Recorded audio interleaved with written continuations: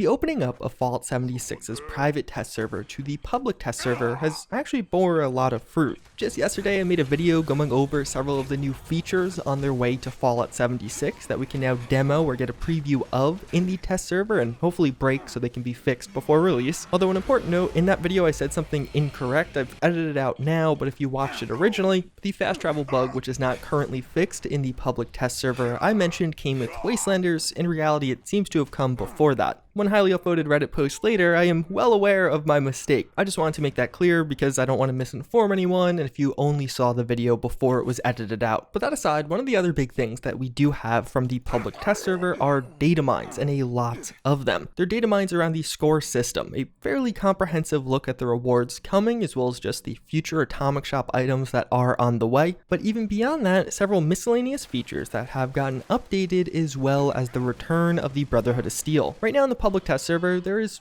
basically a fully implemented precursor quest for the Brotherhood of Steel. And this gives us a really good idea as to their intentions, where they'll be from a lore perspective or story perspective. So in this video, I'm going to go over some of the more gameplay features, things like the season system and other miscellaneous discoveries before we get into the story spoilers with the Brotherhood. So if you want to avoid the story spoilers, don't fret, I will give you plenty of warning before I get into them. Although just in general, if you don't want spoilers around the future of this game, this is again from the PTS, it's subject to change, so take some of it with a grain of salt. But also, a lot of the sources for this are from the Dataminers Discord. I will have that link down below, as well as some of the subsequent Reddit posts that have been made with the information data mined from the Discord. So if you want to join that, talk about the PTS, Fallout 76, or even just get an early look at some of these data mines before I cover them or they go up in a post, again, that link is in the description. So first, let's take a look at the score system, as this is going to be one of the nearest things coming to the game. Bethesda has confirmed it will deliver with patch 20. We don't have an exact release date for patch 20 just yet. It's going to be a thick one, featuring public teams, legendary perks, as well as a colossal problem, and of course score underlying all of that. If you missed the original video and score, basically there's going to be a new thing where by completing daily quests, you will progress through this board game. Each spot on the board game will give you a reward of some kind. Sometimes it might be gold or scrip in-game currencies, but other times it'll be a cosmetic item, and that's what we could see a lot of here. The theme of this first season is Captain Cosmos in this board game fashion, and we could see a lot of space stuff. Some of this is just the Captain Cosmos stuff we had from the Fallout 4 Creation Club being ported and perhaps edited somewhat for Fallout 76. I'm sure many of you are probably familiar with this one. It was very popular on Creation Club, and actually probably one of the best offerings we got from that program thus far. But even beyond that, we see many space-themed items on their way to Fallout 76. Many just simple or rudimentary camp items that do have a space theme of some sort. But really, the most shocking part about all of this is it doesn't stop there. There is a lot in the way of cosmetics coming from this system. One of the notable ones is there's going to be almost a ghillie line of armor and weapon paints.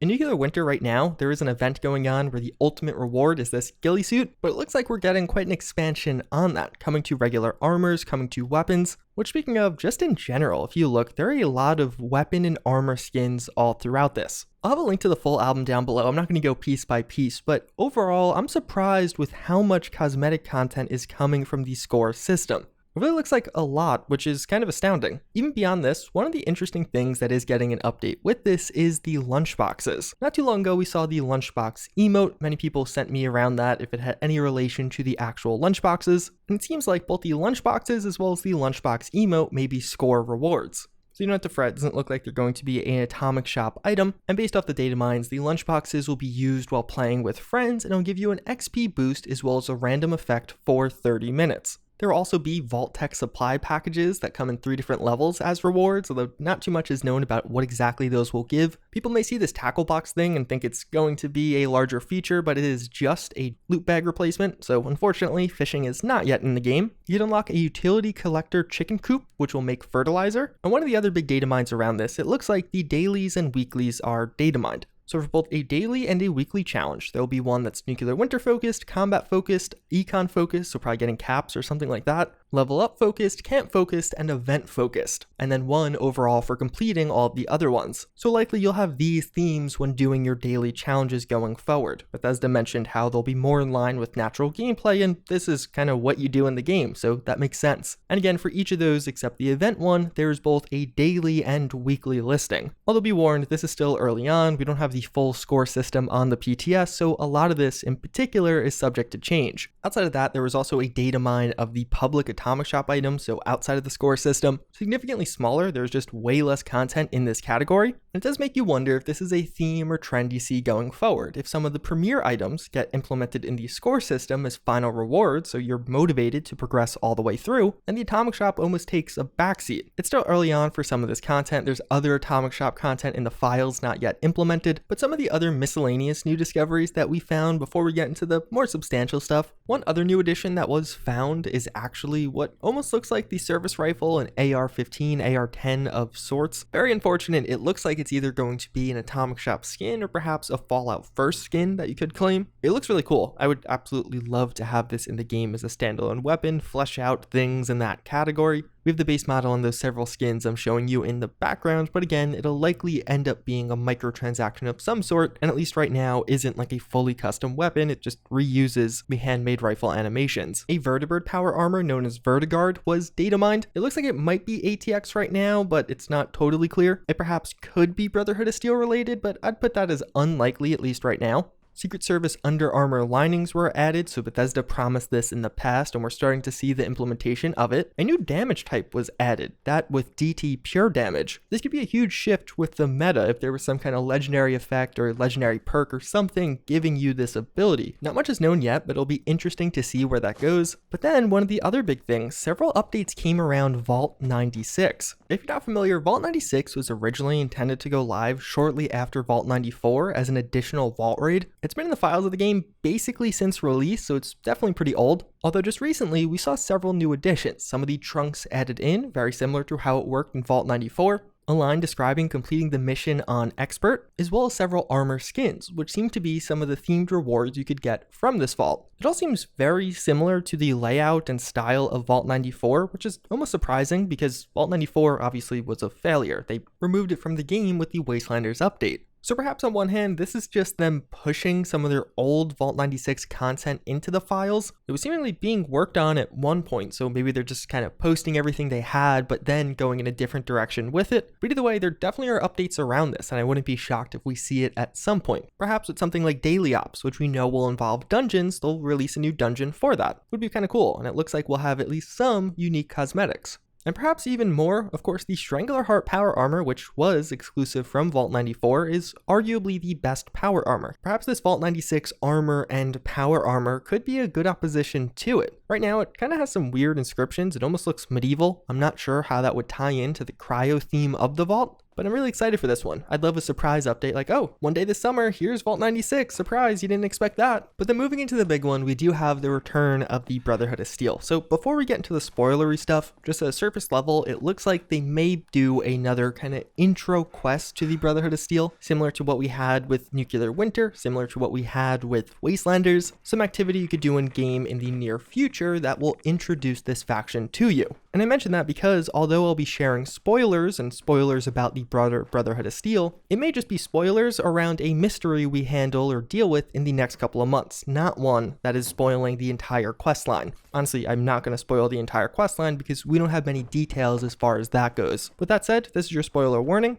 If you don't want to see any of the spoilers as far as how the Brotherhood might be coming or who the Brotherhood that is actually returning is, I encourage you to click off of this video now. Also on all of this information, there's a great Reddit post write-up. It's from the same user that datamined it on the Dataminers Discord, but if you want to read the Reddit post or just check it out, I will have it linked down below also. But otherwise, the return of the Brotherhood of Steel seems like it'll be focused around the Atlas Observatory. There's a lot to unpack with this all, but the Atlas Observatory is an existing in-game location. You can go there right now on the live servers, but already on the PTS, you could actually find the Atlas Observatory all boarded up. And even further, you could find the camp of Russell Dorsey just outside of it. And this is what to me suggests that this Brotherhood precursor quest may be sooner rather than later. So functionally what will happen here is there's going to be a new NPC at Atlas Observatory, Russell Dorsey. He's basically all the way in the game, he just hasn't been turned on yet. And Russell Dorsey in some way, shape, or form has had contact with the Brotherhood of Steel. He's not currently affiliated with the Brotherhood of Steel, but he kind of wants to be. Outside of that, in the files, we could actually find messages that the Brotherhood of Steel seem to have sent to Appalachia, either for the people of Appalachia or for the Brotherhood of Appalachia, which is now wiped out. These messages are somewhat confusing. Some of them almost sound like Morse code.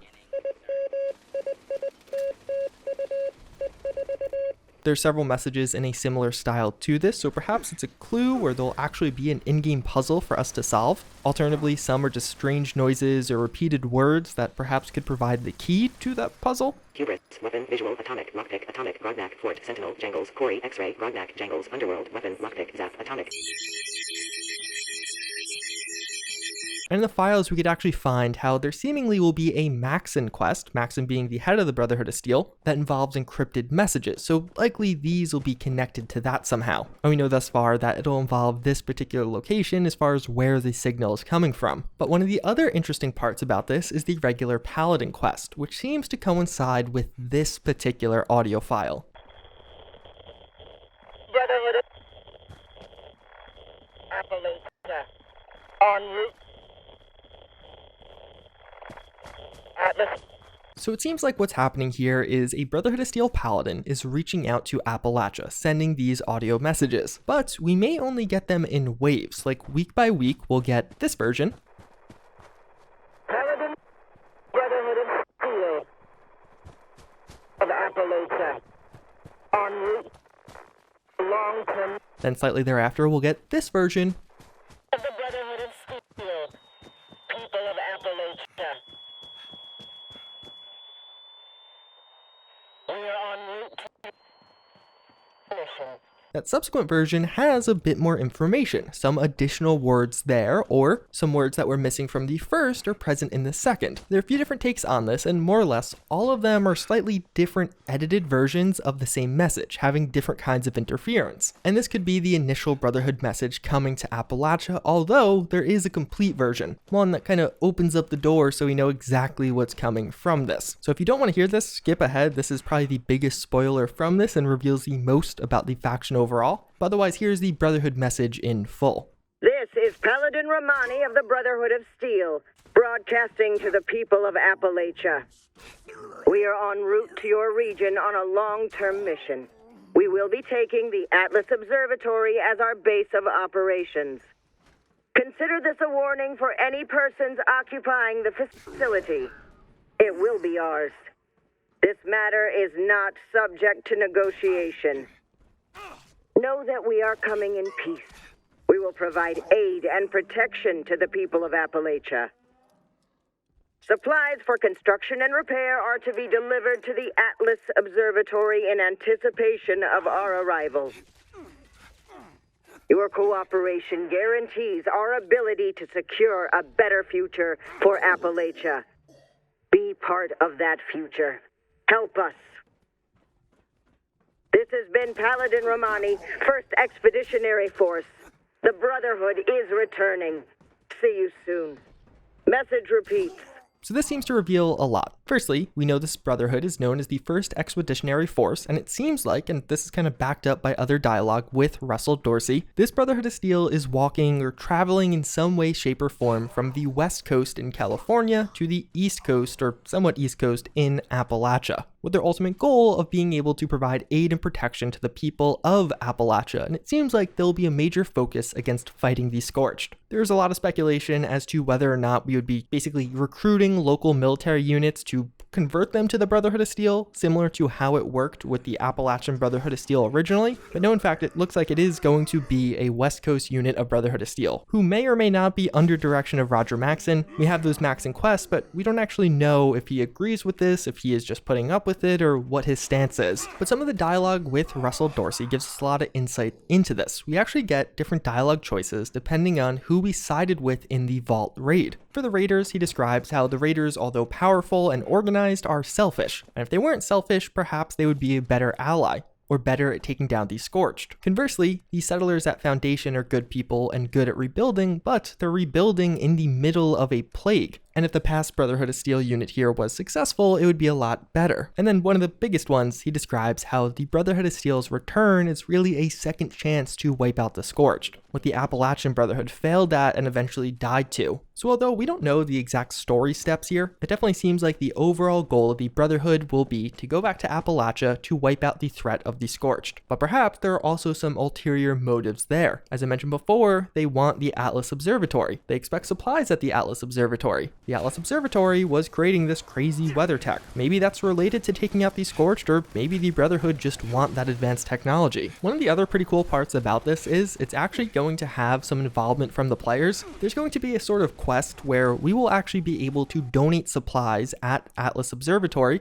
helping Russell out to actually get supplies ready for the Brotherhood's return. And even further, this seems to go in phases, so it could be that there are physical changes to this location as the community or just players donate more and more supplies. That's not confirmed, but it looks like Bethesda may have the potential to do that. And even further, it looks like we will get rewards for donating supplies. And at one point, new robots will pop up at this location having welding tools or nail guns. So taking this all together, it definitely seems like this is going to almost be a precursor to the larger quest line coming in fall. I wouldn't be shocked to see this go live at some point over the summer, and perhaps almost like a Project Clean Appalachia, where the community overall is tasked with donating supplies, and the more we donate, the better Atlas Observatory turns out. Although again, that's just speculation. We don't know if it'll actually have physical changes or a larger goal. It could just be aimless donating. You have to imagine Steel Dawn coming this fall will be the arrival of Romani, as well as her Brotherhood unit overall, but then it does make you wonder what happens with Fractured Steel. Makes it seem like maybe this new East Coastern Appalachian Brotherhood of Steel will break off from the West Coast origins that they came from. Perhaps something they do or find here is actually going to affect that.